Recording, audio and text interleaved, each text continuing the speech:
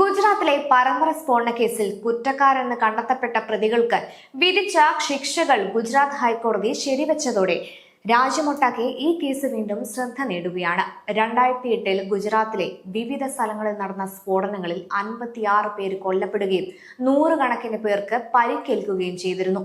ദീർഘകാല വിചാരണയ്ക്ക് ശേഷം പ്രത്യേക കോടതി ശിക്ഷ വിധിച്ച പ്രതികളുടെ അപ്പീലിനാണ് ഹൈക്കോടതി ഇപ്പോൾ വിധി പ്രസ്താവിച്ചത്. ശിക്ഷിക്കപ്പെട്ട 38 പേരിൽ 4 പേർ മലയാളികളാണെന്നതാണ് കേരളത്തിന്റെ ശ്രദ്ധ ആകർഷിക്കുന്ന മറ്റൊരു വസ്തുത. കോട്ടയം സ്വദേശികളായ ഷിബിലി, സഹോദരൻ ചാതുലി, മലപ്പുറം സ്വദേശി ടി ഷറഫുദ്ദീൻ എന്നിവരുടെ വധശിക്ഷ ഗുജറാത്ത് ഹൈക്കോടതി ശരിവെച്ചു.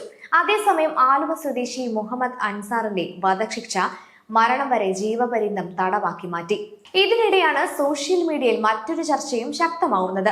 മലയാളികൾക്ക് വധശിക്ഷ ലഭിച്ചിട്ടും കേരളത്തിന് ഇതിനാവശ്യമായ രാഷ്ട്രീയ പ്രതികരണമോ നിയമസഭാ ചർച്ചയോ വ്യാപകമായ പൊതുചർച്ചയോ ഉണ്ടായിട്ടില്ല എന്നതാണ് സത്യം.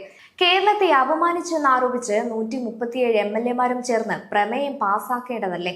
ഇത്ര വലിയ കേസിൽ പേരിനൊരു വാർത്ത പോലും കേരളത്തിൽ ചർച്ചയായില്ല. മലപ്പുറം ജില്ല വിഭജിക്കാൻ പോകുന്ന വാര്യംകുന്നിന്റെ കേരളത്തിൽ അന്ത്യചർച്ചയില്ല, പേരിനൊരു ന്യൂസ് പോലുമില്ല. ഇത് കേരളമാണ്, വർഗീയത പ്രചരിപ്പിക്കരുത് എന്നല്ലേ നമ്മുടെ മുഖ്യമന്ത്രി പറഞ്ഞിരിക്കുന്നത്?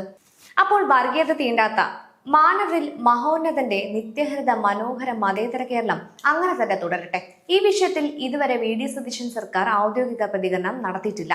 ഗുജറാത്ത് സ്ഫോടന കേസിലെ ഹൈക്കോടതി വിധി രാജ്യത്തെ തീവ്രവാദ കേസുകളിലെ സുപ്രധാന നിയമ നടപടികളിലൊന്നായി വിലയിരുത്തപ്പെടുമ്പോൾ അതിന്റെ പശ്ചാത്തലത്തിൽ കേരളത്തിൽ ഉയരുന്ന രാഷ്ട്രീയ ചർച്ചകളും വിമർശനങ്ങളും ഇനി എങ്ങോട്ട് പോകുമെന്നതാണ് ശ്രദ്ധേയമാകുന്നത്. ഹിന്ദു രക്ഷാ